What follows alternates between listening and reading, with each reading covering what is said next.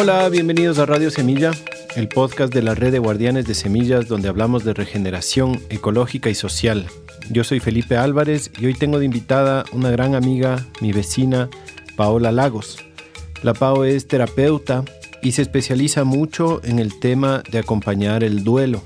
Y ese es el tema principal del que vamos a hablar en el episodio de hoy. Para mí, hoy por hoy, el tema más importante en la regeneración. Así lo siento en este momento.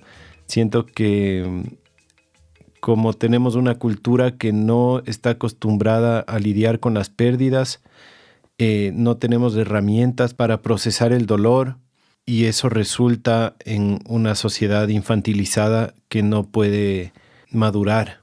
Y si no maduramos, no somos capaces de tomar nuestro rol de verdaderos adultos en nuestra sociedad, en donde podemos hacernos cargo.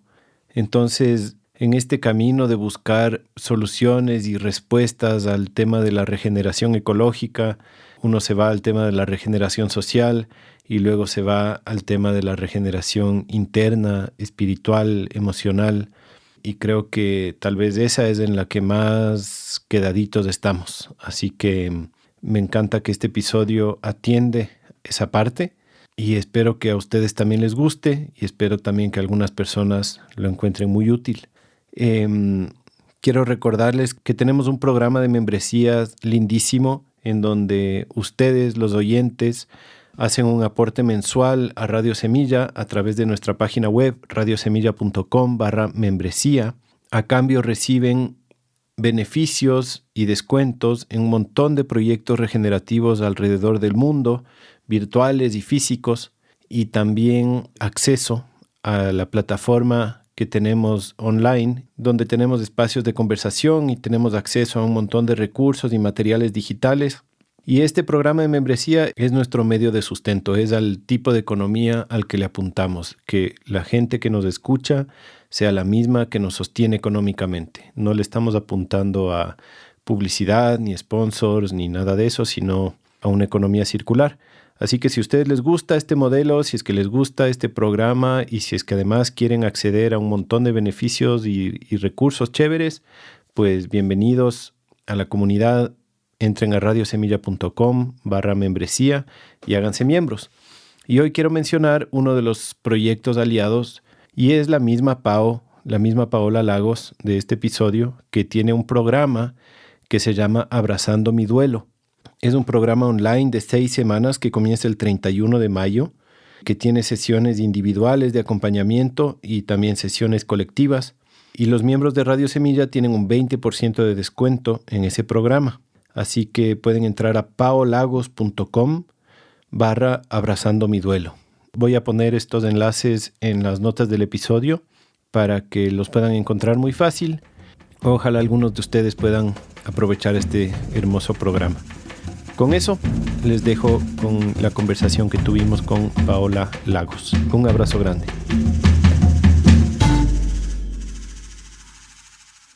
Pao, bienvenida a Radio Semilla. Qué lindo tenerte aquí, qué lindo abrir este espacio para hablar contigo. ¿Cómo estás? ¿Cómo llegas? Gracias, Feli. Llego contenta de tener este espacio de compartir contigo, de conversar. Pao es mi vecina. Sí. Yo, qué bestia, agradezco tanto a veces tener gente tan bacán, tan cerca. O sea, gente por la que yo viajara tal vez a entrevistar a otro lado y le tengo así a 10 metros de mi casa. Gracias por tu confianza, Feli. Sí, una suerte. Y bueno, empezamos esta conversación con una intención de que esté al servicio de nuestra comunidad, de nuestra gente. La idea es tener una conversación de corazón abierto, porque vamos a topar temas que son delicados, ¿no? Y a veces poco hablados. Entonces, bueno, solo quería socializar un poco esa intención y esas ganas de tener una conversación bien auténtica, bien presente y de temas profundos y vulnerables a veces. Ajá. Comparto totalmente esa intención. Chévere.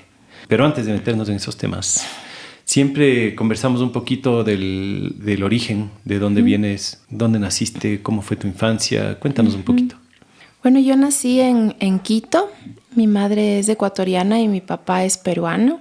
Y mi vida fue desde el principio citadina, muy cercana a la vida de mis abuelos maternos. Teníamos una relación muy cercana con mi hermana, con ellos, y ellos tenían unas tierras en Yaruquí. Así que cuando se jubilaron se fueron a vivir allá, y las vacaciones escolares con mi hermana siempre pasábamos en su hacienda. Entonces tengo este recuerdo de haber tenido una vida en la ciudad, pero también con un toque de la vida en el campo. Y esos meses de vacaciones pasábamos con ellos y pude tener la experiencia de subirme a los árboles de aguacates, de entender el ciclo del maíz, desde la siembra hasta que se convierte en harina y después hacer quimbolitos y humitas, de observar también la tristeza de la sequía y el esfuerzo que representa cultivar. Así que siento que es una parte valiosa de mi infancia, la experiencia con mis abuelos y en sus tierras. Qué loco, resulta un tema tan común entre la mayoría de los invitados que han nacido en la ciudad. Casi todos mencionan como el vínculo que, aunque a veces había sido chiquito, a veces grande, pero el vínculo que hayan tenido con el campo, ya sea en los veranos, en los fines de semana, eso siempre hablan como que fuera lo que les salvó la vida, ¿sí? Lo que les dio la conexión con la tierra, ¿sí? Y como no está en una comprensión de mi cabeza, pero hasta ahora tengo sueños con la hacienda. O sea, todavía llega a mí esa información de esa infancia en las tierras de mis abuelos. Y es loco que Yaruquí era campo cuando éramos niños nosotros. Sí. Ahora ya es parte de la ciudad. Ha sido un gran cambio, y esas tierras cuando ellos murieron se vendieron, así que perdimos como la conexión con eso. Y siento que es algo que entre primos hasta ahora es una pérdida realmente. No tener el lugar donde solíamos ir de vacaciones o para hacer reuniones para la fanesca o la colada morada, que era como el lugar del encuentro, ahora ya no hay. ¿Y qué más? ¿Cómo era tu familia? Bueno, mi familia, mis padres se separaron cuando yo tenía 2 años, entonces después mi madre se volvió a casar, así que mi infancia hasta los 20 años que viví con mi mamá transcurrieron con mi hermana, mi mamá, mi padrastro y mi medio hermano. Así fue mi infancia, pero con mucha conexión con mis abuelos maternos, como que eran parte muy cercana de mi vida. Y como mi mamá trabajaba mucho, mi abuelo era quien solía ir a las reuniones de padres de familia o estar en los eventos de la escuela, como que estaban muy, muy, muy cerca. Y tu papá, entiendo, se fue en ese momento. Tú no tienes memorias de él en la infancia, ¿no es cierto? Sí, mi mamá es una sobreviviente de violencia doméstica. Entonces ella, cuando tenía yo 2 años, tuvo que escapar de esa situación. Así que perdimos totalmente el contacto con mi padre hasta que yo tuve más o menos 15 años, que volvimos a retomar un poco el contacto con él a través de cartas, porque él vivía en Argentina. ¿Y después lo conociste? Me contaste que fuiste a Perú una vez ya más grande, ¿no? Sí, cuando yo tenía 20 años fui a vivir en Argentina. Cuando decidí volver a Ecuador, decidí hacerlo por tierra, entonces hice el recorrido por bus, yendo pueblo por pueblo, y sabía que tenía que pasar por Lima, que era donde vivía mi padre. Así que, como una decisión intencional, seguí el rastro a través de tías y personas que tenían el contacto, y le escribí. Y le dije, voy a pasar por Lima y quiero conocerte. Así que fue nuestro encuentro después de muchos años, porque rompimos la conexión presencial cuando yo tenía 2. Entonces lo volví a ver a mis 21 años. Qué loco. ¿Cómo fue? O sea, me refiero a cómo te sentiste, no necesariamente detalles de cómo fue el encuentro, o si quieres también, por supuesto. Fue con todos los blancos, negros y grises por dentro. Siento que fue una experiencia extraña, como encontrarte con la persona que es tu padre, pero que es un desconocido realmente, con todas las implicaciones de la historia.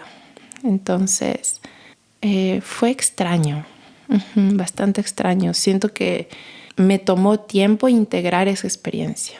después, cuando ya volví a Ecuador y con el tiempo integrar esa experiencia de haber estado con él una semana en su casa y conocer a mis otros hermanos que no sabía que tenía. Tengo 3 hermanos más que viven en Perú, y a su esposa y a tías que nunca había conocido, una familia muy amplia que querían que yo esté ahí para comer con ellos y como descubrir una parte de mi árbol que estuvo por mucho tiempo en la oscuridad, digamos. Uh-huh. Como tías, tíos, primos, primas, hermanos. Y a él, ¿no? Como el ser que puso su semilla para mi vida, pero que a la vez no conozco. Ajá. Y que a la vez debe ser raro tener un resentimiento basado en la historia, ¿no? Pero nunca un contacto, o sea, no haber visto eso de primera mano con conciencia. Bueno, de bebé lo habrás vivido. Uh-huh. Querer reconectar, pero al mismo tiempo el daño que hizo debe ser difícil, y a los 21 años, ¿no? ¿Cómo perdonar o qué compleja situación? Sí, siento que es el trabajo de rehacer tu historia en primera persona. Como usualmente tenemos las historias desde lo que nos dicen nuestros padres, desde lo que nos dicen nuestros abuelos cuando somos niños, pero perdimos el contacto con cómo fue para mí. Uh-huh. Entonces, para mí ha sido el trabajo de crear esa historia en primera persona y poder contemplar entre líneas esa historia. Entonces, tiene como muchas capas y es un tejido con muchos colores. Sí, y siento que es un trabajo que sigo haciendo, que no se ha terminado en esta reconstrucción de esta historia o de poder observar ciertos hilos de ese tejido que no habían sido nombrados. Uh-huh. Porque siento que como niños y niñas necesitamos adultos presentes que puedan nombrar para hacer sentido adentro nuestro de lo que experimentamos, y a veces no fue nombrado, y ya como adulta que soy, hago sentido en mí misma, en esa historia, a esa niña.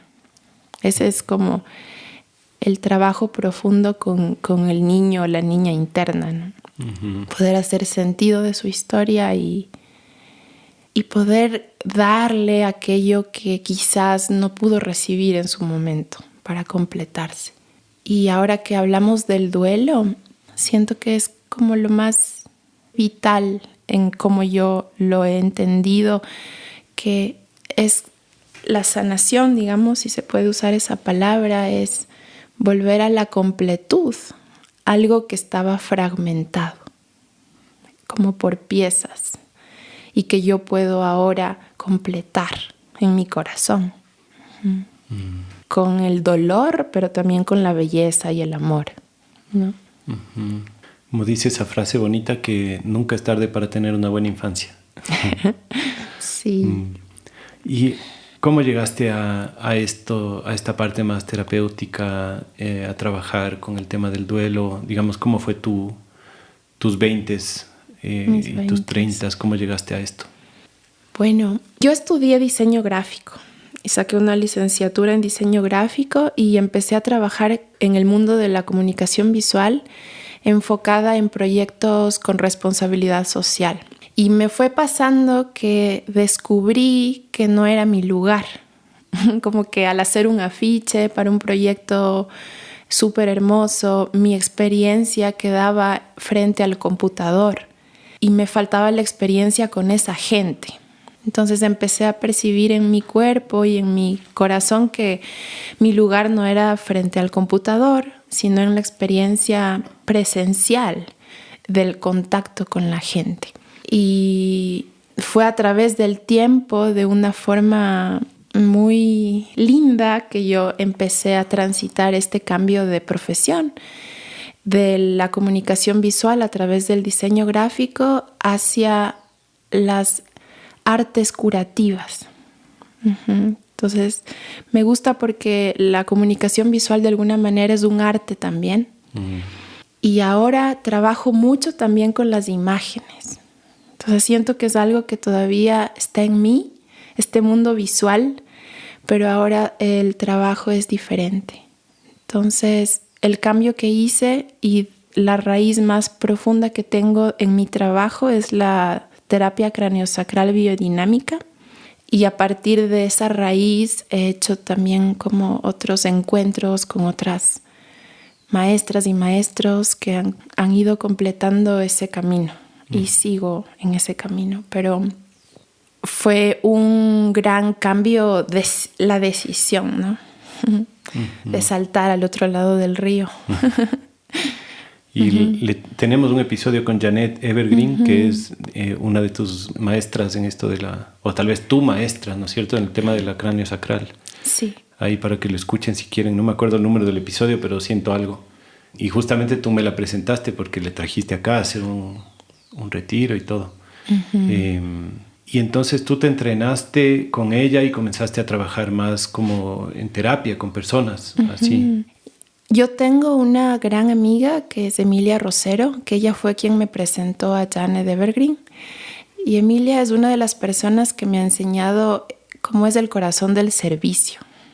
Y mi relación con la terapia craneosacral empezó en un día en el que yo estaba en crisis y necesitaba apoyo, y llamé a mi amiga Emilia y le dije, ¿tienes tiempo hoy para acompañarme para hacer una sesión? Y ella ya era antigua alumna de Janet. Entonces ella tenía ese día un encuentro en el INEPE, que es una escuela al sur de Quito, y ella todos los sábados ofrecía un espacio de acompañamiento para los maestros y maestras de la escuela de forma gratuita, como un servicio de apoyo emocional y espiritual. Entonces me dijo, tengo esto hoy, acompáñame y en algún momento del día que haya algún espacio te atiendo. Entonces le acompañé con mi corazón roto, esperando un espacio de ella para que me atienda. Pero lo que pasó ese día fue que había tanta gente que tuve que apoyarla. Y la magia de ese día fue que al acompañar persona por persona con ella, mi corazón se fue sanando. Porque cada una de las sesiones que pasaban con las personas me dejaban algo a mí. Y al final hubo tanta gente que atender que nunca hubo un tiempo para mí. Pero yo volví diferente. Y ahí fue que le dije, yo quiero aprender. Y así empezó mi camino. Qué bacán. Tal vez puedes hacer, solo para la gente que está con la curiosidad, más o menos una breve descripción en qué consiste este tipo de trabajo con la craneosacral. La terapia craneosacral biodinámica es un enfoque terapéutico que trabaja con las manos. Tiene sus raíces en la osteopatía. Es una terapia manual muy gentil, no es invasiva y se basa en el sistema craneosacral que involucra el cráneo, la columna vertebral, el sacro, pero también las membranas y los fluidos. Como terapeutas aprendemos a sensibilizar nuestras manos para escuchar en la quietud los movimientos sutiles del cuerpo. Y la terapia craneosacral se basa en el fundamento de que existe un aliento de vida, como una energía reguladora en el cuerpo. Y lo que nosotros hacemos al acompañar con las manos es conectarnos con esta sabiduría. Se trabaja con el sistema nervioso, apoyando a la persona a corregularse a través de la dinámica entre los dos campos. Gracias. Y de ahí al duelo, ¿cómo llegaste a interesarte, digamos, por este tema del duelo? Entonces empecé a recibir formación de Janet. Ella venía al Ecuador 2 veces cada año y empecé a asistir a sus talleres hace 13 años.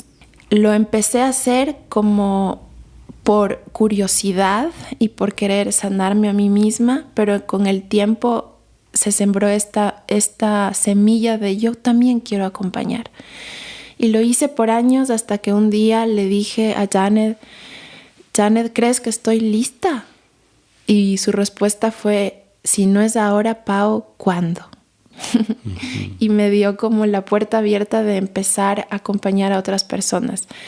Y en ese camino, cuando justo estaba empezando a acompañar a través de la terapia craneosacral, tuve la experiencia de un primer embarazo. Tengo una primera hija que estuvo en mi vientre por 13 semanas.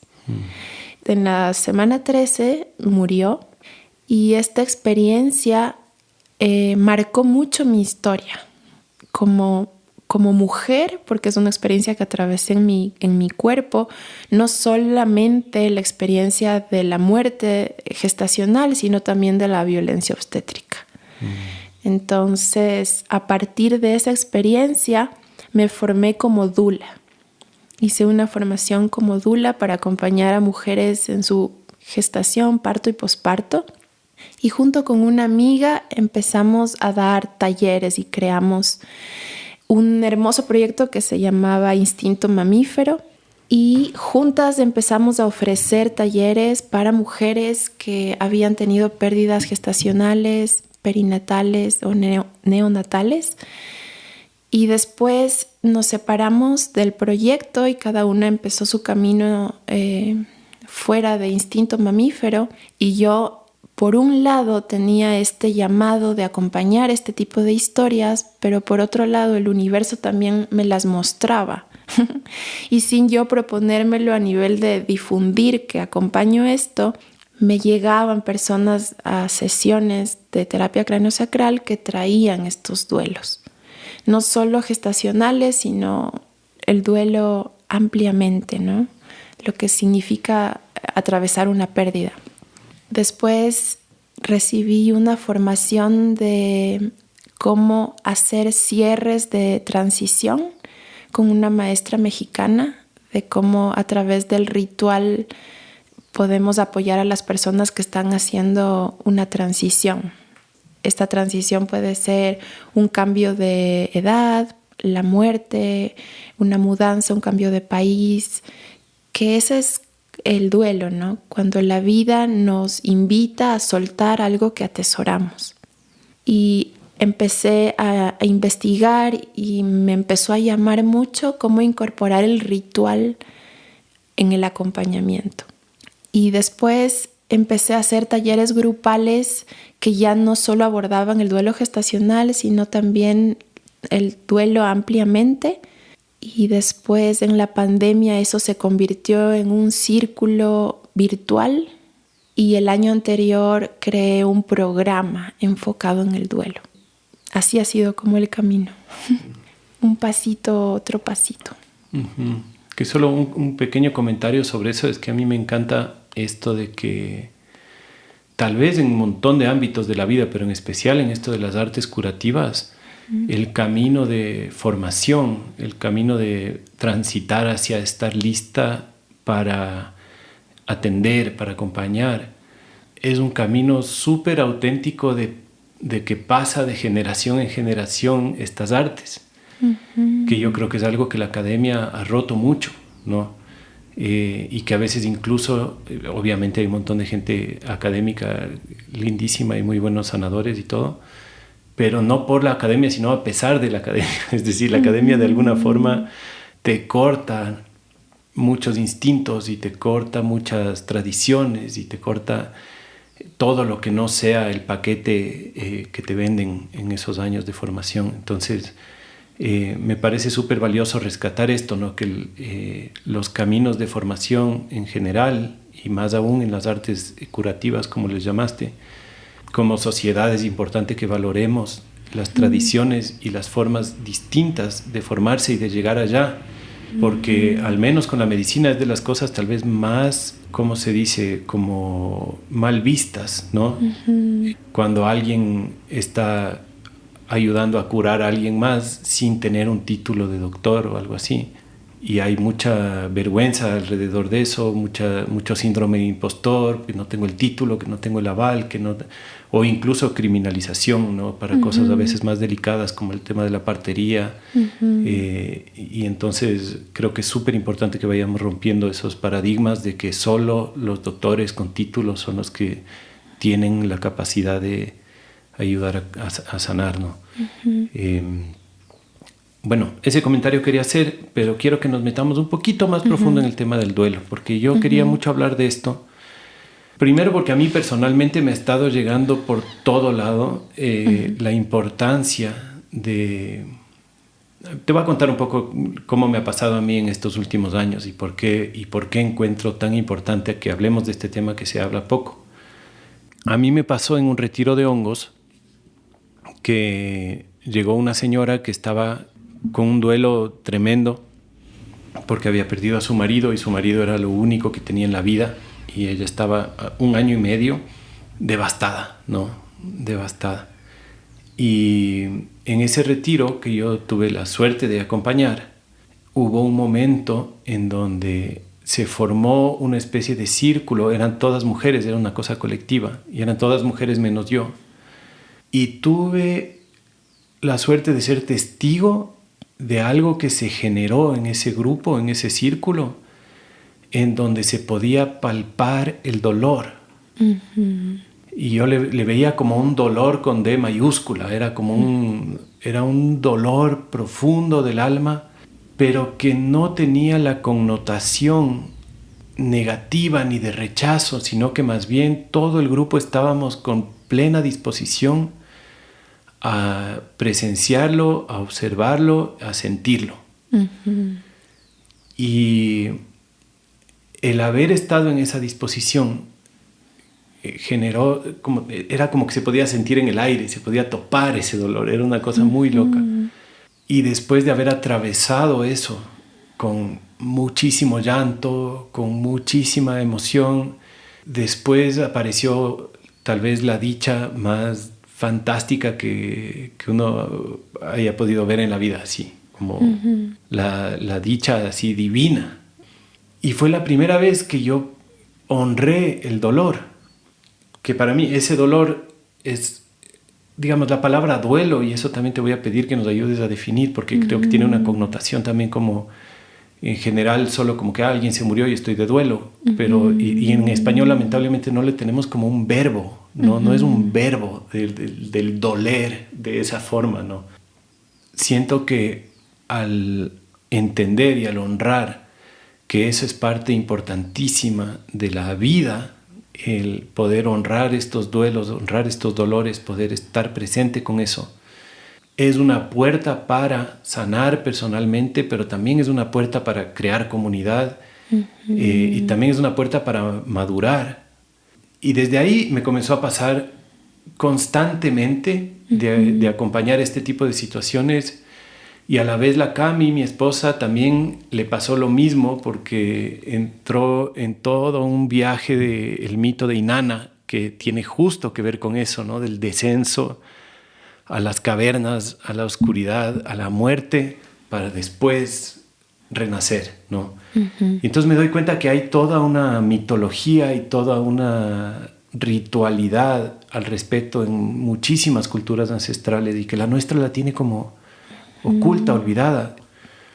Y entonces por eso yo creo que es importante que hablemos del tema. Y por eso me encanta que tú estés metida en eso también, explorándolo. Y bueno, si tienes algún comentario sobre lo que yo dije, chévere. Y también te quisiera pedir si nos ayudas a definir más ampliamente lo que es el duelo y un poco qué tipos de duelo hay, ¿no? Y a quién le toca, porque mucha gente siente que, bueno, solo a quien se le muere alguien cercano y ya. Pero creo que todos de alguna forma atravesamos esto. Entonces, ¿nos quieres contar un poquito más a qué nos referimos cuando hablamos de duelo? Sí, gracias, Feli. Creo que hablaste de algunas cosas importantes como la palabra sanar y la palabra duelo. Y yo quiero decir que, bueno, primero la imagen que me llega ahorita para hablar de esto es como una flor. O sea, la flor se abre y ofrece toda su belleza, pero tiene que morir para dar espacio a otra cosa. Y vivimos esa verdad en nuestra humanidad, la impermanencia. Y estamos atravesando esos finales de muchas formas. Entonces, el duelo ampliamente abordado no es solamente, como tú nombraste, la muerte de un ser amado, sino cualquier terminación, cuando llega un ciclo a un final. Entonces puede ser la terminación de una relación, puede ser un diagnóstico médico que implica la terminación de la salud, por ejemplo. Puede ser una mudanza, un cambio de trabajo, cualquier asunto que implique un final. Y también todas las experiencias traumáticas que hemos vivido implican un duelo, porque siempre en una experiencia de trauma hubo una pérdida. No todos los duelos son traumáticos o implican un trauma, pero sí todos los traumas implican un duelo, porque en una experiencia traumática perdimos la seguridad, perdimos la agencia, hubo una pérdida. En ese sentido, las experiencias traumáticas que hemos vivido también implican hacer un trabajo con el duelo. Y la palabra sanar que antes mencionaste, usualmente las personas me preguntan, ¿cuánto me va a durar esto? Como quisieran saber una línea de tiempo. Y para mí sanar implica que este dolor ya no dirige tu vida, pero no es como una gripe de la que entras y sales y ya, sino es más como una espiral donde cada vez puedes entrar y salir en los diferentes años de tu vida, pero cada vez con una comprensión más profunda.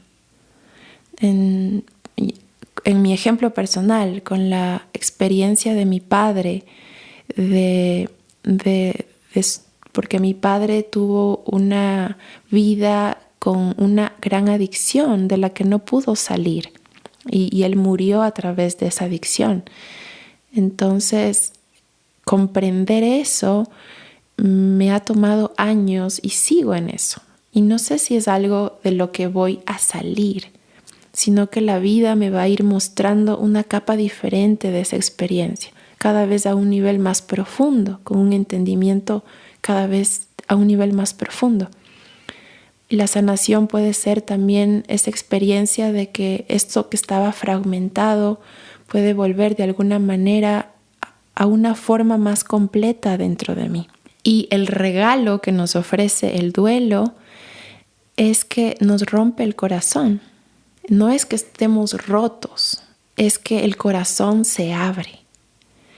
Y en esa capacidad de abrirse da espacio a todo, a lo difícil, pero también a la belleza. El corazón está más suave, digamos. Y en esa suavidad, aquellos dolores antiguos vuelven, porque el corazón está más abierto para mostrarlos. Y usualmente en el trabajo con el duelo no es solamente el dolor de la pérdida de lo que está pasando en el presente, sino es de todos aquellos duelos antiguos que no fueron elaborados y que ahora con este corazón abierto emergen. Por eso a veces es mucho más complejo, porque hay nudos que no son del presente, son muy antiguos. Y cuando una herida nueva se abre, las heridas antiguas que no han sido procesadas golpean la puerta pidiendo apoyo. Por eso es un momento especial, y tú lo dijiste, es un momento de crecer. Y es crecer a través de la medicina del dolor. Porque el dolor se vuelve como esas llamas, digamos, que pueden hacer la alquimia, donde esas corazas del corazón se funden. Y el corazón abierto está más sensible también a la belleza, que es una paradoja, ¿no? Y el duelo tiene diferentes etapas, no son lineales, son fluidas, pero no le podemos pedir a alguien que está atravesando las primeras etapas que ya tenga una comprensión del sentido de esa vivencia. Por eso siento que las llamas del dolor, que es esta alquimia donde se funden estas protecciones que nos hemos puesto, que a la vez nos han hecho sentir que estamos separados, ese dolor las hace quebrantarse. Y también siento que cuando cada persona que llega con su dolor, con su duelo, llega con una tierra, digamos, ¿no? Sí, podemos pensar en la metáfora de la jardinería. Tienes un jardín con una tierra que ha estado ahí por mucho tiempo y está sólida y es dura, y llegas con la intención de que sea un jardín. Y para que eso sea posible tienes que remover esa tierra, y esa tierra es dura y tiene raíces profundas de plantas que han estado sembradas quizás antes de que nacieras, que son todos estos dolores antiguos de generaciones y generaciones. El trabajo con el duelo no es solo hablar del divorcio que estás afrontando ahora, sino de todo lo que hay en esa tierra cuando la remueves, de esa niña que aprendió a ocultar el dolor, de todos los sistemas de creencias que hay ahí profundas. Hay muchos autores que dicen que el duelo siempre es un duelo ancestral, en el sentido de que no soy solo yo quien tiene este dolor, como tú nombraste en este círculo con esa mujer, ¿no?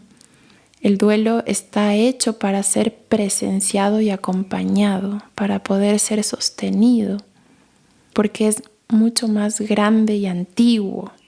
Y ahora hay tantas investigaciones, tantos datos clínicos sobre eso en relación al duelo intergeneracional o la epigenética y el trauma, de cómo las generaciones antiguas y todos los traumas y dolores que vivieron, que no fueron integrados, siguen aún en nosotros, en nuestros huesos, en nuestro sistema nervioso, en la manera en la que vivimos el mundo.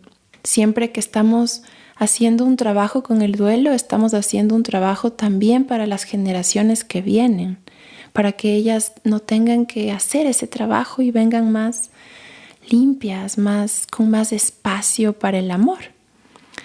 Porque a un nivel químico del cuerpo, trabajar con el dolor le da espacio al amor. Y para mí, ahora que trabajo más acompañando procesos grupales, cada vez se hace más clara esta verdad de que en el proceso de sanación colectiva, en el proceso de duelo donde sostenemos en comunidad este dolor, es ahí donde a través del otro yo completo algo que está fragmentado en mí, a través de lo que el otro nombra, que yo no me atreví a nombrar, y me reconozco en su verdad y me completo. Y ahí es como esta magia, ¿no? También de poder sentir, no soy el único, no soy la única.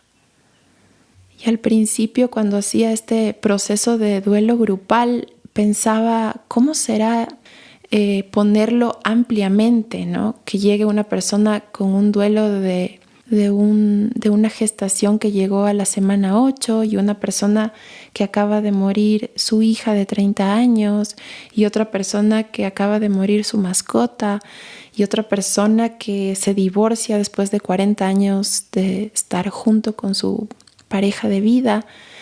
¿Cómo será para la gente contemplar la diversidad del dolor? Y era para mí una preocupación de cómo se van a sentir. Pero lo que he visto al final del proceso es que en este compartir el corazón roto, por decirlo de alguna forma, también esta mente dual de las diferencias también se transforma y a la final estamos sosteniendo el dolor colectivamente, como una mente colectiva del dolor. Y me gusta mucho que leía de unas personas nativas de América que hablaban y les preguntaban, ¿cómo nombrarías tú a esta mente colectiva? Y esa persona decía, nuestra piel. Y sentí cómo crear un contenedor donde compartimos una misma piel, donde lo que tú sientes, yo siento, y lo que a ti te pasa, a mí me toca.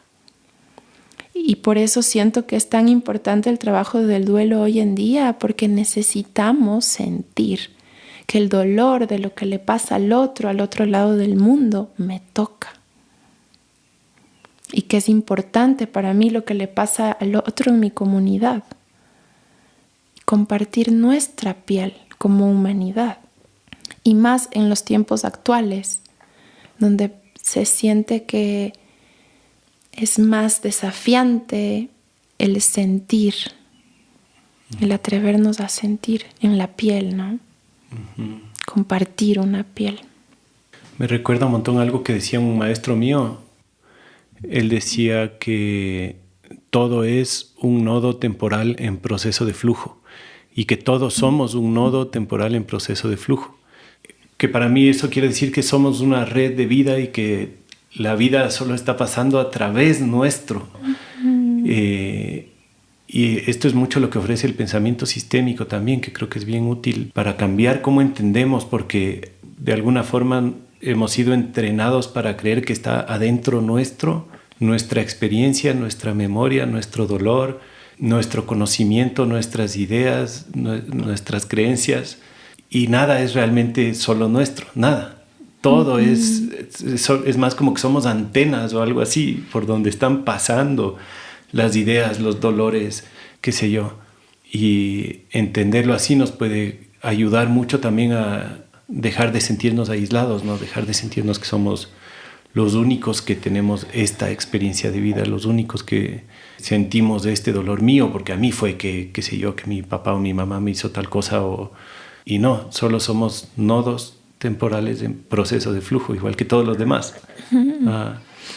Y me gusta esto también como hablar en esta metáfora hermosa de la piel, de decir nuestra piel al hablar de una mente colectiva, de que mi piel personal es mi contenedor.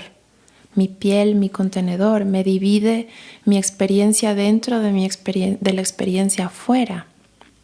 Y el duelo necesita contenedores. Es como una necesidad del duelo, el contenedor.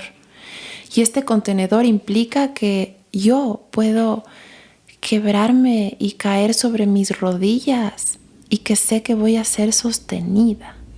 Y eso es lo que está faltando. Entonces, ante el dolor, sentimos, no, tengo que sostenerme en pie y seguir adelante, porque no existe el contenedor para caer sobre tus rodillas y saber que digas lo que digas y que pase lo que pase, te será sostenido. Uh-huh. Y eso es lo que hacemos cuando creamos los procesos grupales, creamos contenedores. Uh-huh. Y sabemos que el duelo es un deber de la vida, ¿no? Ya sea que no lo estés pasando hoy, pero tenemos seguridad de que vamos a atravesar pérdidas, porque vivimos la verdad de la impermanencia. Entonces es un trabajo de la vida, parte de ser humanos, transitar la pérdida. Total. Y me lleva de vuelta a esta noción del paradigma en el que vivimos en nuestra sociedad, con el miedo a la oscuridad, con el miedo al fracaso, ¿no? Como si caerte de rodillas y llorar es un fracaso, ¿no? Es visto como un fracaso, es visto como algo a lo que no debes llegar. Uh-huh. Y creo que visto de una forma más amplia es en general el miedo a la oscuridad, ¿no? Es como una sociedad que permanentemente busca la luz busca el éxito, busca la felicidad, busca así como solo lo bueno, solo lo bueno, solo lo bueno. Y bueno, de hecho ese es parte del problema, ¿no? Eso es lo bueno. Y lo oscuro, el dolor, la dificultad, eso es lo malo. Es como que tiene muy claramente separado lo que es bueno y lo que es malo. Y una de las frases que a mí me ha servido mucho desde que sacó la Cami de esto del mito de Inanna que te contaba, es que hay que confiar en la oscuridad. Y visto de una forma más amplia, hay que confiar en general en la... Creo que se refiere a esto que tú dices, ¿no? Que vas a ser sostenido una vez que caigas al abismo, ¿no? Y eso creo que es algo que tiene que construir, en especial en nuestra sociedad en donde ya no está construido, ¿no? Donde ya no hay tanta noción de comunidad. Por suerte sí tenemos bastante todavía en nuestros países, pero también se está desmantelando de alguna forma con el desarrollo, digamos así, de que cada uno su trabajo, cada uno su familia, cada uno su terreno, y no hay un territorio y no hay una comunidad y no hay una práctica y no hay un ritual. Que creo que hay que construirlo para que sea cierto el hecho de que si es que te desmoronas vas a ser sostenido, porque lamentablemente vivimos en una sociedad en donde todavía hay gente que si se desmorona no va a ser sostenida, ¿no? Pero creo que esa es la puerta para atravesar, es a través de la oscuridad, ¿no? La puerta para crecer o para sanar es a través de la oscuridad. Estuviste mencionando esto de los indígenas nativos americanos y te quería hacer otra pregunta. Si es que conoces cómo manejaban alguna o algunas culturas ancestrales el tema del duelo. Yo recién escuché a un man de Australia, un nativo australiano, y contaba cómo son sus rituales de duelo y me quedé loco porque es algo que para mí era súper contraintuitivo, que no, digamos... Al comienzo no me hizo sentido y después le sigo dando vueltas como para tratar de entender qué nomás han entendido las personas sobre el duelo. Este man contaba que cuando se muere alguien en su comunidad es prohibido nombrarle por un año. Por un año nadie debe nombrarle. Si es que alguien en la comunidad se llamaba igual que esa persona, se tiene que cambiar de nombre por un año, porque el nombre de la persona que se murió no debe ser mencionado. Que es todo lo contrario que hacemos aquí, más bien, y en muchas culturas de las que yo conocía, ¿no? Que es más bien ponerle su foto, ponerle su nombre, recordarle, honrarle y así. Pero me hizo cierto sentido considerando, por ejemplo, lo que dice el budismo también, hablando del bardo y de este lugar a donde van las almas después de morirse, de que hay que dejarle ir, de que no hay que tratar de sostenerle aquí a esa pérdida, sino que hay que realmente dejarle ir. Y honrarle es dejarle ir. Entonces, yo siento que es algo muy poco explorado, al menos por mí, y quería saber si tú has explorado algo de los rituales ancestrales del duelo alrededor del mundo. ¿Conoces algo? Bueno, antes quería como mencionar esta palabra que dijiste de atravesar. Y lo que yo he explorado es que a veces me gusta más la palabra rendirme. Como que atravesar de alguna forma implica como vamos ahí con fuerza a atravesar esto. Y a veces el duelo lo que nos pide es rendirnos. Como en la rendición pasa algo. Y en esta misma imagen de caerme de rodillas ante este dolor, en el momento en que me rindo ante esto y no puedo cambiar esa verdad que estoy viviendo, tengo dos opciones, que es o colapso o pido apoyo a algo más grande. Y por eso usualmente en el duelo hay un encuentro con la espiritualidad y con lo divino. Con lo divino, no con un divino que tiene rostro o que pertenece a una religión, sino con esta sensación de ser sostenidos por algo que es más grande. Conocer eso. Y eso más grande también puede ser nuestros ancestros, que como tú nombras ahorita de las culturas, hemos perdido esa conexión con nuestros ancestros. Y así como de ellos recibimos los desafíos de los traumas intergeneracionales, también recibimos la resiliencia y también recibimos la sabiduría que ellos pudieron cosechar en su paso por el mundo, ¿no? Y los ancestros también de la tierra, o sea, los árboles, los animales, las aves, nuestros ancestros del amor, todas aquellas personas que en tu vida marcaron algo positivo, se vuelven tu linaje de corazón. Entonces, al caer de rodillas, recuerdo que no estoy sola.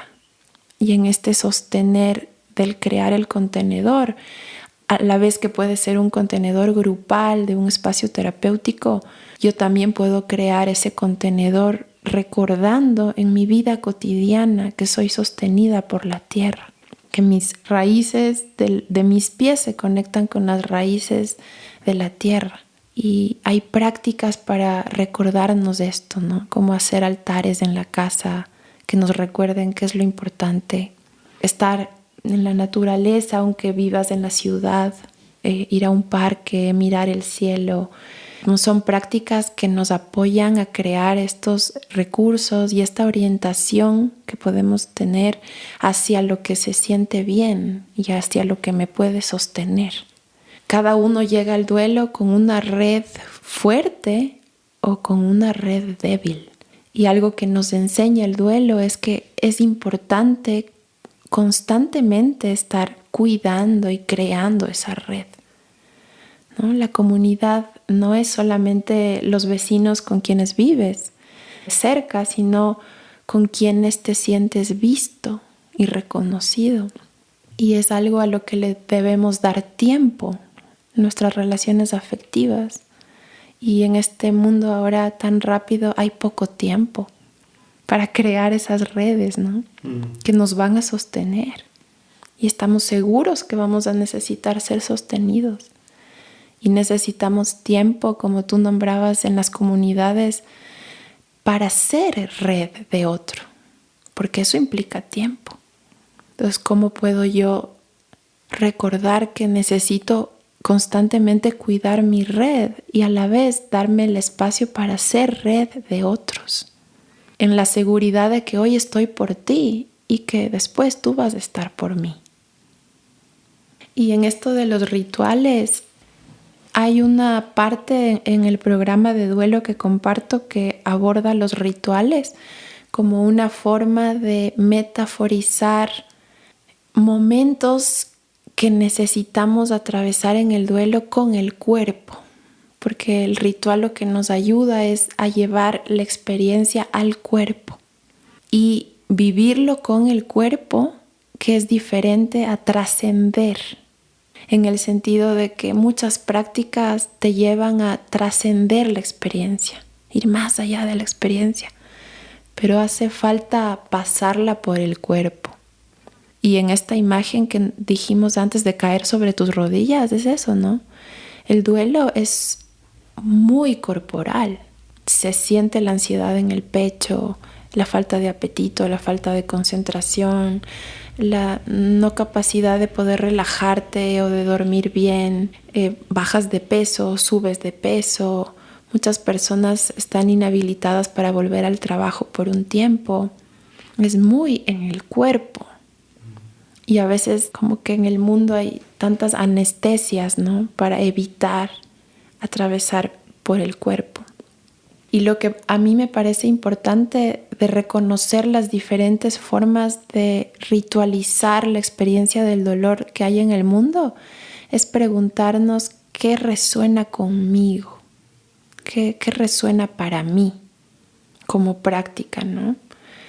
Y muchas veces en situaciones como las pérdidas gestacionales, por ejemplo, donde no hay un cuerpo, donde no hubo un ritual, porque cuando muere una persona hay la misa, después el funeral, después el entierro, la misa después de un mes de la muerte, después del aniversario al año, y es algo que compartes con la familia y con otras personas, pero hay muchos tipos de pérdidas donde no hay esa ritualidad comunitaria. Por eso esta forma de crear otros rituales nos ayudan a darle esa ceremonia.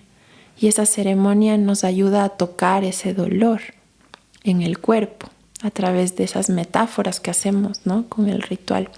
Y hablando de los australianos, yo le escuchaba a un indígena australiano contar cómo en su comunidad, cuando una persona muere, todos los que vivían cerca de la persona que muere cambian algo en sus casas o mueven las plantas del jardín de un lugar a otro. Todos tienen que mover algo en su casa después de que murió esa persona.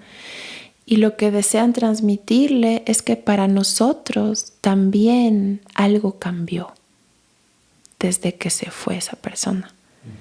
Y esa es como una necesidad también del duelo, poder sentir que mi dolor importa, que es visto, que es reconocido. Entonces, existen muchísimas prácticas ritualísticas de diferentes culturas y lo importante es como sentir adentro de mí qué resuena conmigo para que sea verdadero.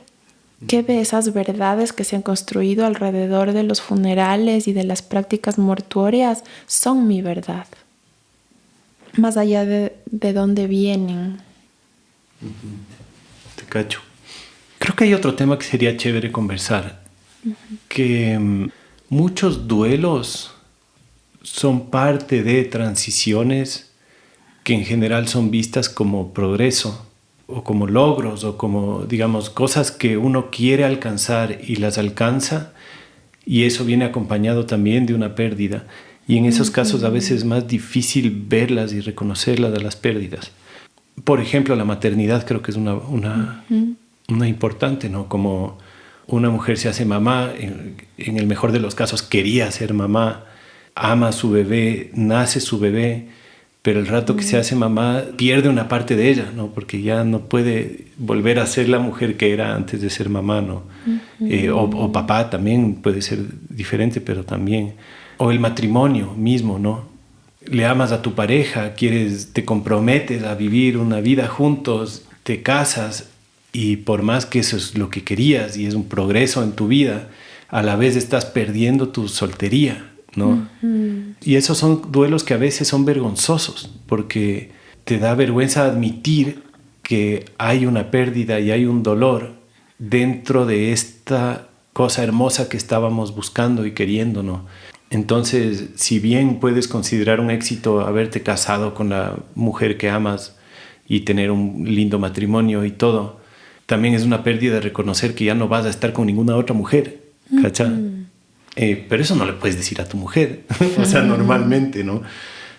O con lo del bebé, lo mismo, ¿no? Es difícil admitir frente a tu comunidad que te da tristeza o que te da dolor, saber que ya no vas a dejar de ser mamá, por ejemplo. O sea, que ya esto es para siempre, es un cambio para siempre, ¿no?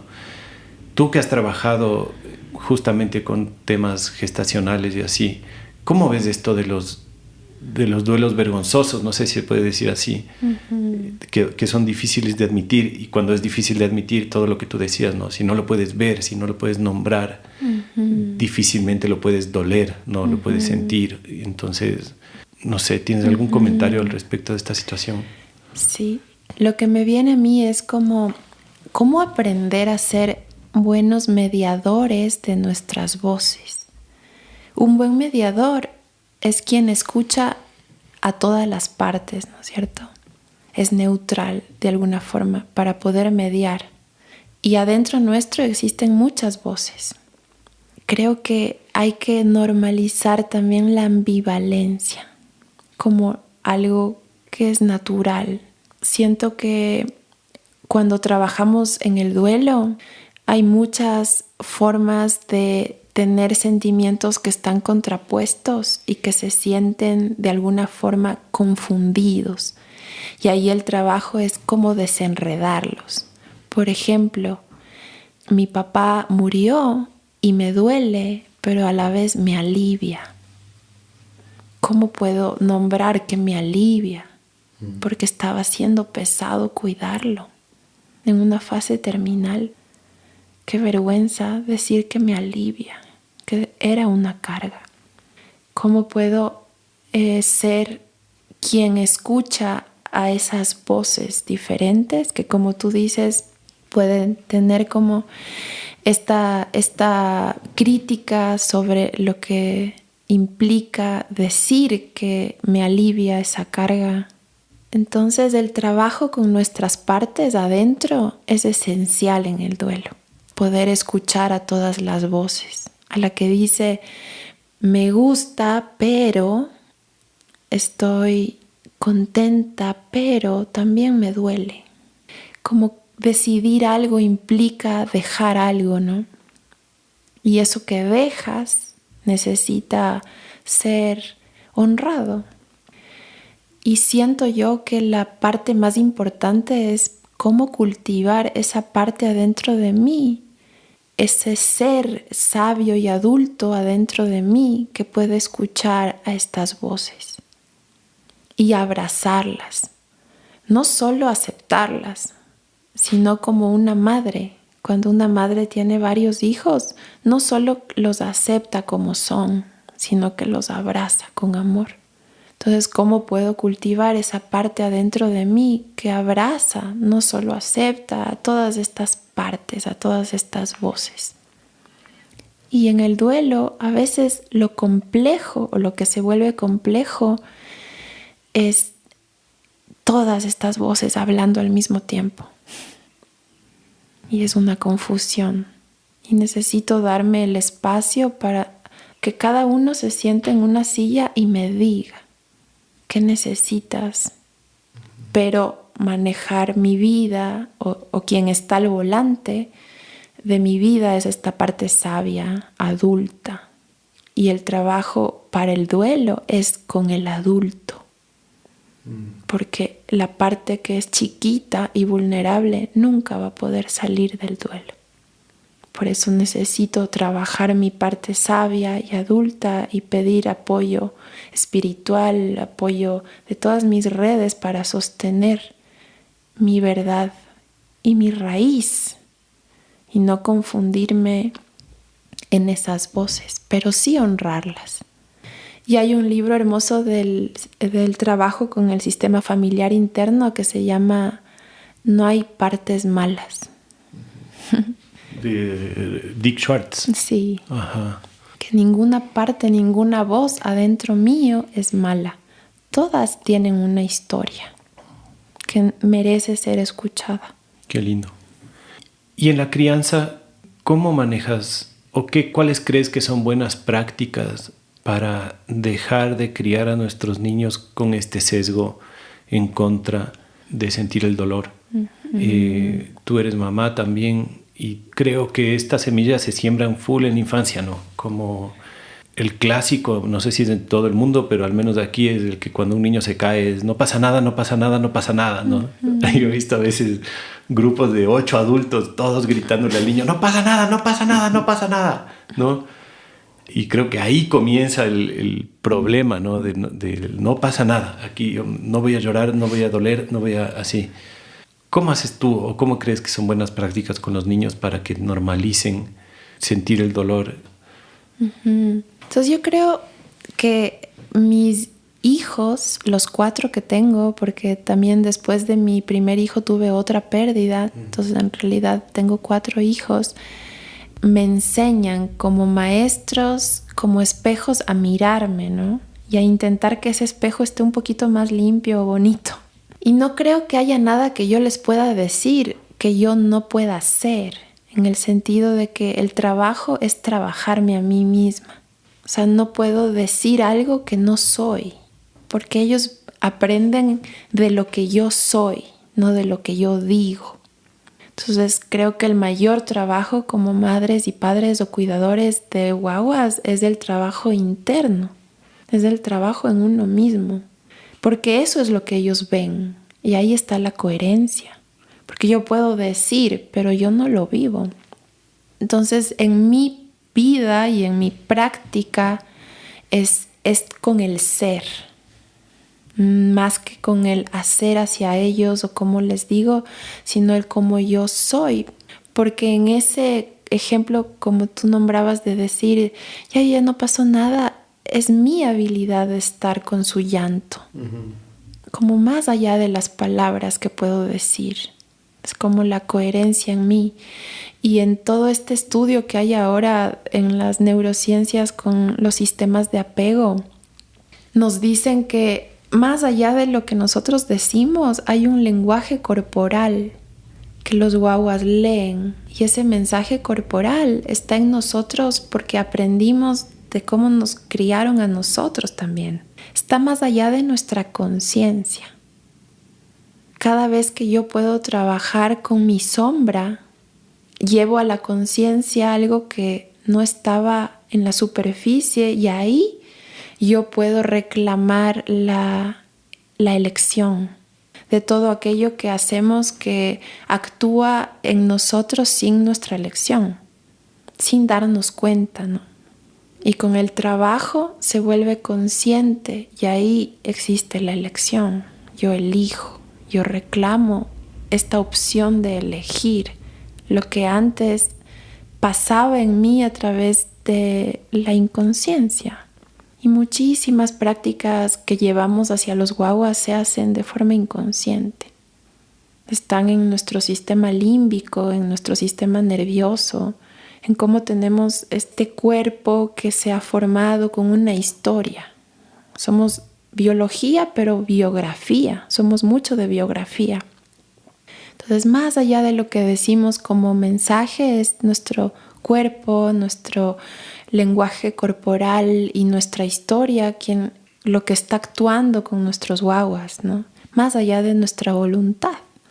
Por eso creo que es tan importante todo lo que nosotros podamos trabajar en nosotros es el legado.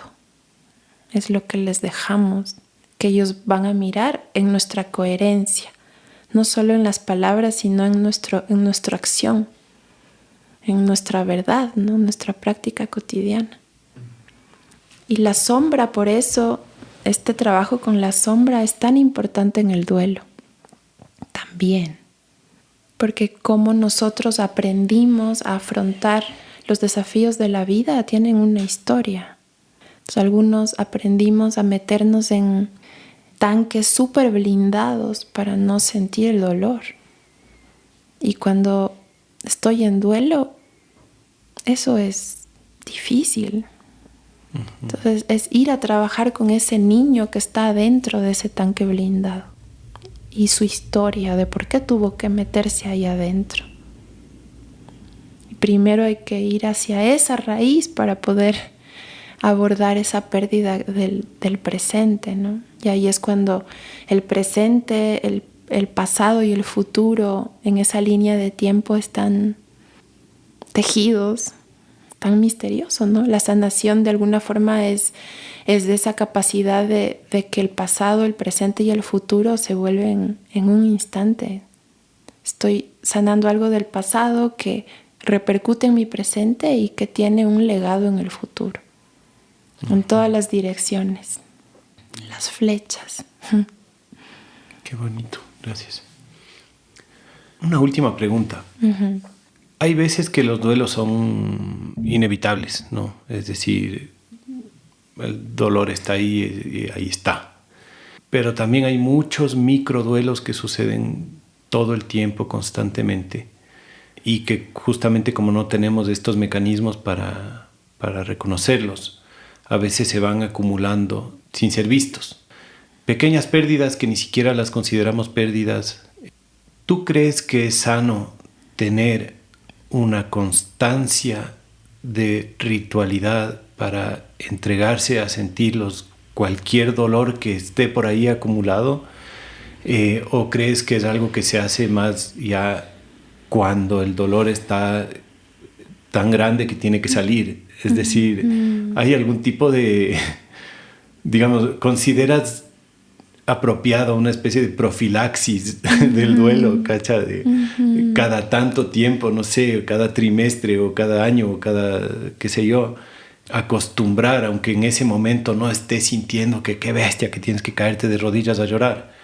Pero para, no sé, pues en un montón de cosas siempre dicen es mejor prevenir en vez de tener que llegar al punto en donde ya explota el tanquecito ese en el que no sabías que estabas metido, ¿no? Entonces, eso te quiero preguntar. ¿Te parece bueno una constancia, una ritualidad? ¿O ya solo cuando es espontáneo y hay que llegar a eso? Lo que me viene ahorita es un concepto que se trabaja en la teoría polivagal cuando trabajamos con el sistema nervioso, que es la ventana de tolerancia, que también le llaman la ventana de resiliencia o la ventana de presencia. Entonces, esta ventana es una metáfora de este espacio en el cual en el cotidiano de tu vida tú puedes estar presente con lo que pasa. Y cuando te sales de esa ventana de tolerancia o de resiliencia, te vas hacia el sistema simpático o hacia abajo el sistema parasimpático, que son estrategias que tiene la sabiduría de tu cuerpo para afrontar las emergencias, digamos, las amenazas de la vida. Y esta ventana tiene un tamaño diferente en cada persona. Por eso, situaciones similares, cada persona las afronta de diferente manera, porque su ventana tiene un tamaño y un grosor diferente. Lo lindo de este concepto es que esta ventana es fluida, y eso nos dice también la neuroplasticidad, ¿no? De que siempre podemos hacer nuevas conexiones. La salud o la fuerza de esta ventana depende de nuestras prácticas cotidianas. El bienestar depende de nuestras prácticas cotidianas. De esta forma, esta ventana de resiliencia va a hacerse cada vez más ancha y más fuerte, lo que nos va a permitir afrontar los desafíos de la vida sin salirnos de ahí. Por eso, en tantas culturas y en tantas tradiciones místicas, las prácticas como la meditación son prácticas. Por eso tienen esa sabiduría de ser prácticas, porque es algo que necesitas hacer una y otra vez para que para que puedas percibir su medicina. Entonces, para mí, cada persona tiene una forma diferente de sentir lo que le hace bien o lo que puede nutrir esta ventana de resiliencia en el cotidiano. Y es un compromiso el darte el espacio y el tiempo para nutrir eso, ¿no? Como nuestro cuerpo necesita alimento para nutrir su cuerpo físico, también necesita alimento nuestro cuerpo emocional, nuestro cuerpo espiritual. Son diferentes tipos de alimento. Y tú sabes, Feli, que si dejamos de comer algunos días empiezan a pasar cosas. No podemos resistir mucho tiempo sin comer o tomar agua. Pero no es tan visible cuando no nutrimos esas otras partes de nuestra existencia, como los alimentos del alma. Y con seguridad, cómo llegas al momento en el que pierdes algo depende de esa nutrición. O te coge mal parado o llega en un momento en el que tu ventana de resiliencia es más fuerte para afrontar.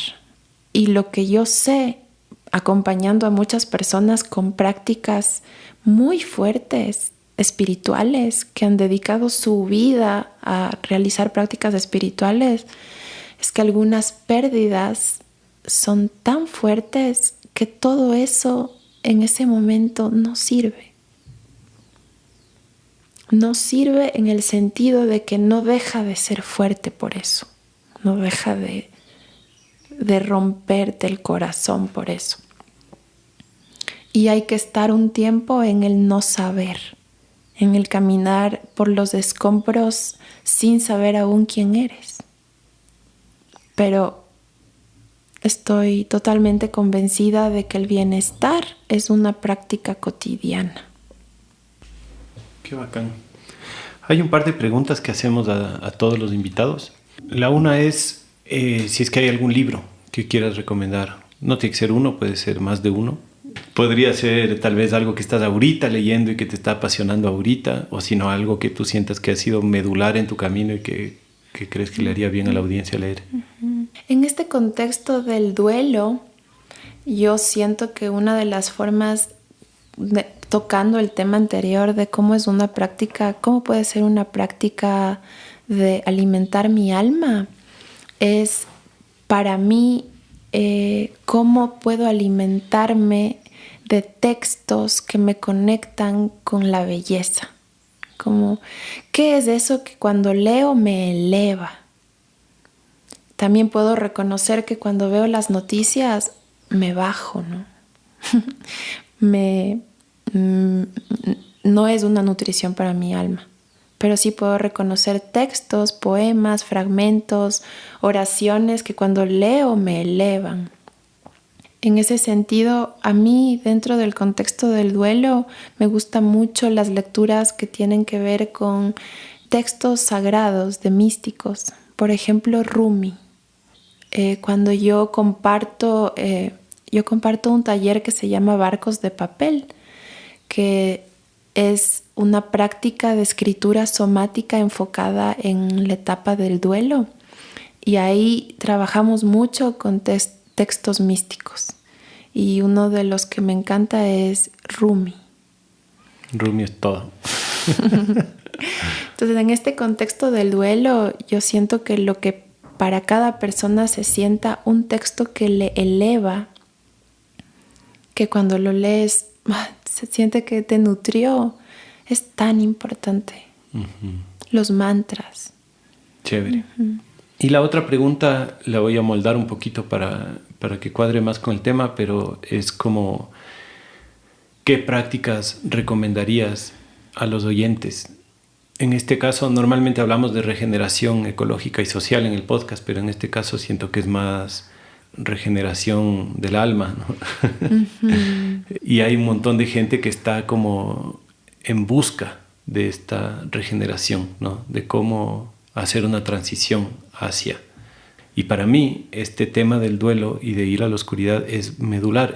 Para mí es el paso número 1. Yo siento que si es que algo necesita el mundo para comenzar a regenerarse ecológica y socialmente, es precisamente como descender a la cueva, a la oscuridad, al dolor, porque eso es lo que nos va a permitir de alguna forma esta madurez que nos va a permitir llevarnos mejor y llevar mejor el mundo, ¿no? En función de eso, ¿qué crees que tú podrías como recomendar a la gente que nos esté escuchando? Bueno, algo que yo siempre recomiendo a las personas con quienes trabajo, ya sea grupalmente o en las sesiones individuales, es cómo crear este espacio interno donde hay una seguridad suficiente. Porque para sentir necesitamos una seguridad suficiente. En el trabajo con los órganos en la terapia craneosacral, el corazón necesita una base suficiente para poder sentir. Entonces ahí hay veces que decimos como, pero déjate sentir y ir a las profundidades del dolor. Pero para aprender a sentir necesito primero crear seguridad. Por eso a veces para ciertas personas este contenedor seguro para sentir es a veces un contenedor terapéutico. A veces es el contenedor de un bosque. O a veces es el contenedor de una buena amiga, un buen amigo, una pareja. Pero necesito una seguridad suficiente para poder sentir. Entonces, hablando como a un nivel del sistema nervioso y de cómo funciona el cuerpo y nuestro cerebro. A mí me gustan mucho las prácticas que no necesitan salir de tu contexto cotidiano. O sea, sí puedes ir como a un retiro o algo especial que te aleja del cotidiano, pero la pregunta más desafiante es cómo llevarlo a mi vida ordinaria, ¿no? Cómo convertir el cotidiano ordinario en algo sagrado también.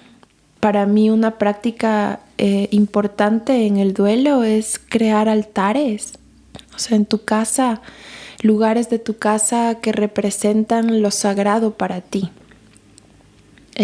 con elementos que te recuerdan cuando pasas por ahí con tu mirada en el cotidiano, qué es lo importante en mi vida, qué recursos tengo, imágenes que representan paisajes o deidades, animales, lo que sea que en tu cuerpo se siente con la cualidad de que es seguro y que es un recurso para ti. Entonces, una forma de alimentar esta ventana de resiliencia que hablábamos antes es estos bocaditos de sabores dulces de la vida, como escuchar el canto de las aves o poder mirar el cielo, poder caminar por un parque o lo que sea que a cada uno se sienta como nutritivo, porque cada uno es tan diferente.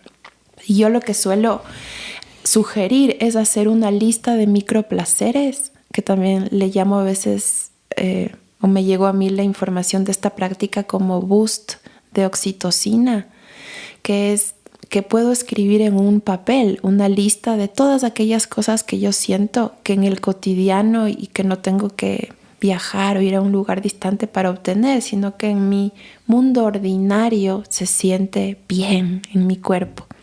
Entonces hago una lista de al menos 10 cosas que se sienten bien en mi cuerpo, como por ejemplo puede ser abrazar a mi perro, salir a caminar alrededor de mi casa, abrazarles a mis hijos cuando se van a dormir, un abrazo de mi pareja antes de que salga al trabajo, un té de cedrón con miel. Cosas que son muy realizables. Y haces esta lista de al menos 10 cosas y tomas la firme determinación, el firme compromiso de que de esa lista vas a hacer al menos 2 cada día. Y después vas subiendo el compromiso. ¿Cómo puedes hacer más de esa lista cada día? Y es una forma de alimentar la química de la oxitocina, que es la hormona del amor, en tu cuerpo. Entonces, para mí es interesante, como más que proponer una práctica, sentir tú en tu verdad, en tu cuerpo, que para mí se siente un bocadito de belleza, que es realizable en el día a día. Qué lindo. Y a la vez me surge un contrapunto. No de esto último que dijiste, me parece súper bonito, sino más lo que decías de la seguridad. Uh-huh. Porque a veces pienso también que es necesario lanzarse al vacío. Uh-huh. Que no siempre vamos a poder estar listos o sentirnos lo suficientemente seguros uh-huh. para hacer las transiciones que necesitamos hacer. Y que si es que a veces tratamos de construir esa seguridad primero, tal vez no llegamos, ¿no? Es decir, y me surge también esto de los ritos de paso, ¿no? De cómo un rito de paso necesariamente para que sea completo tiene que incluir un riesgo de que tal vez no pases, ¿no? Uh-huh. Y que igual en nuestra sociedad ya eso no existe mucho, pero en muchas sociedades o en muchas civilizaciones, en muchas culturas, es como se te presenta una prueba en la que puedes morir y que si no mueres entonces pasas a ser un adulto o pasas, qué sé yo. Y si no pasas, pues te moriste y no pasaste, ¿no? Uh-huh. Y siento que la única que nos queda de eso es la más, ya ni siquiera tanto, tal vez la más biológica de nacer, ¿no? En donde en verdad siempre existe riesgos grandes de llegar o no llegar a pasar a este mundo, ¿no? Y que nuestra mente, nuestro ego o nuestras historias en la cabeza, para mantener un statu quo, a veces va a hacer todo lo posible para inventarse historias de que hay mucho riesgo y que tú no debes pasar, porque uh-huh. tiene miedo de morir, ¿no? Entonces me surge esto, ¿no? De que a veces tal vez toca lanzarse al vacío uh-huh. y toca hacer lo que sabes que te toca hacer a pesar de que tal vez no lo logres.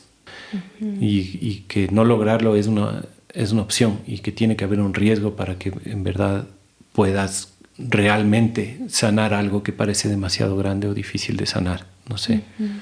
Bueno, yo creo que podríamos estar como toda una entrevista desarrollando y profundizando un montón sobre esto, pero lo que yo puedo decir ahora como para cerrar esto, con esto, es que hay que tener, o yo he aprendido en mi camino a cultivar mucha sensibilidad, sobre todo con personas que han pasado experiencias traumáticas, para que los procesos que tienen la intención de ser sanadores no sean retraumatizantes.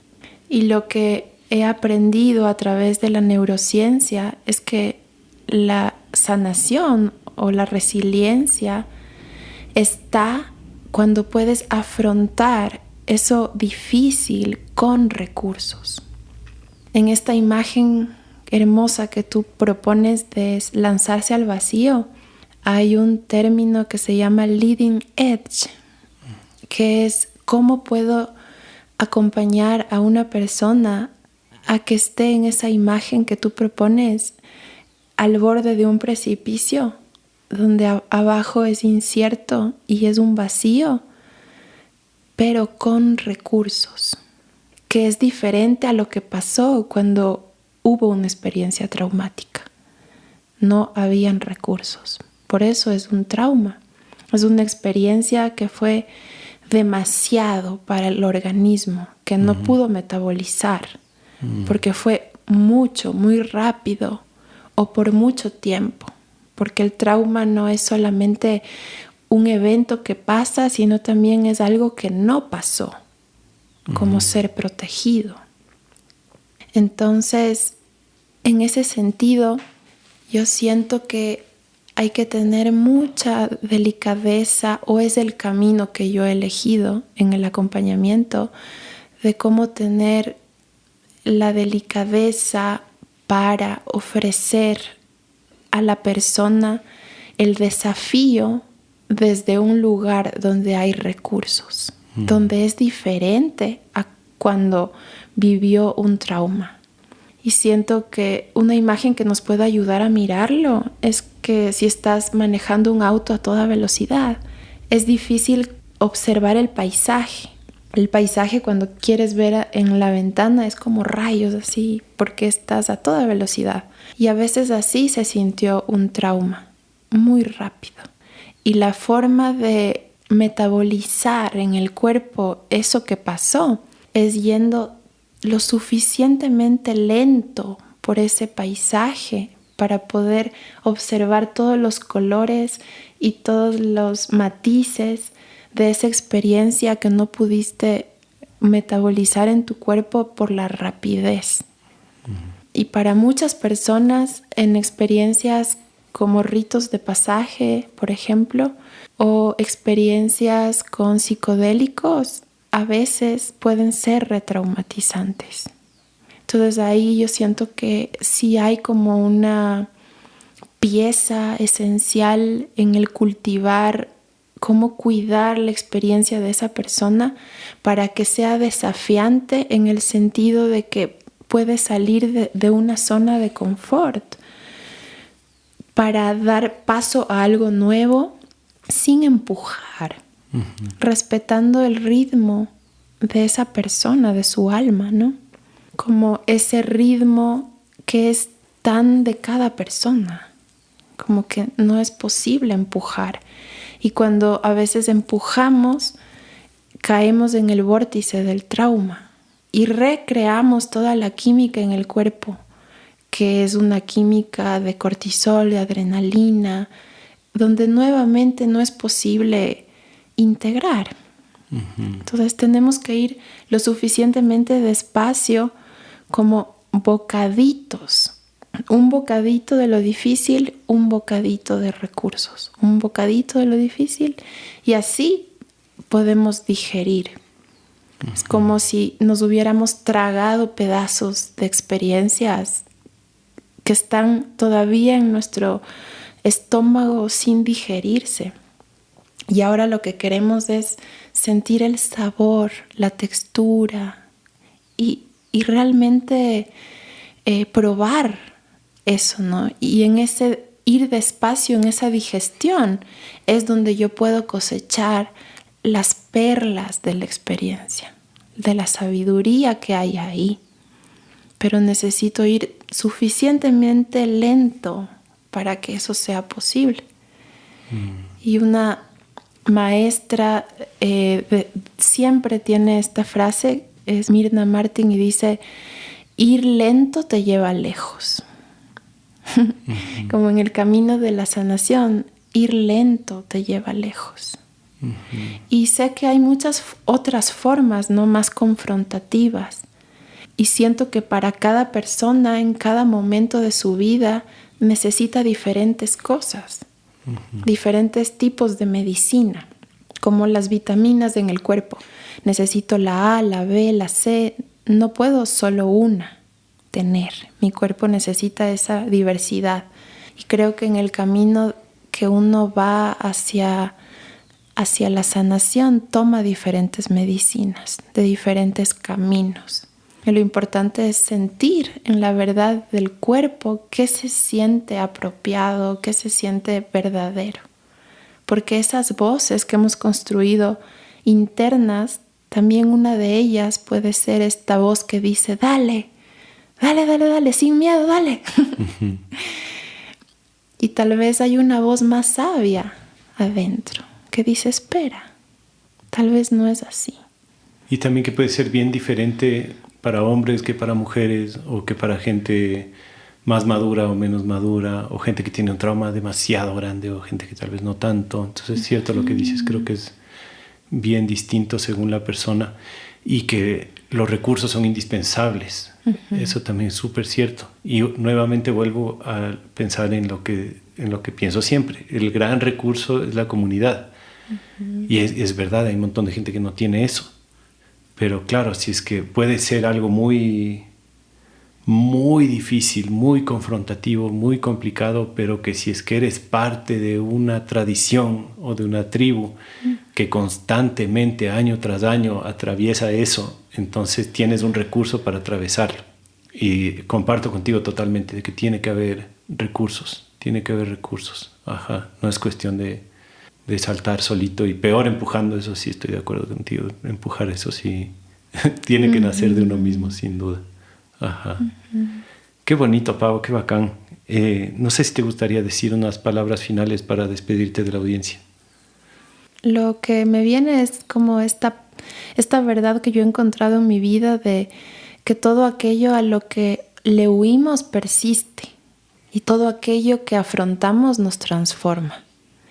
Y el duelo para mí es esa invitación a ir hacia aquello que ha estado dentro sin ser visto y que ahora lo puedo transformar.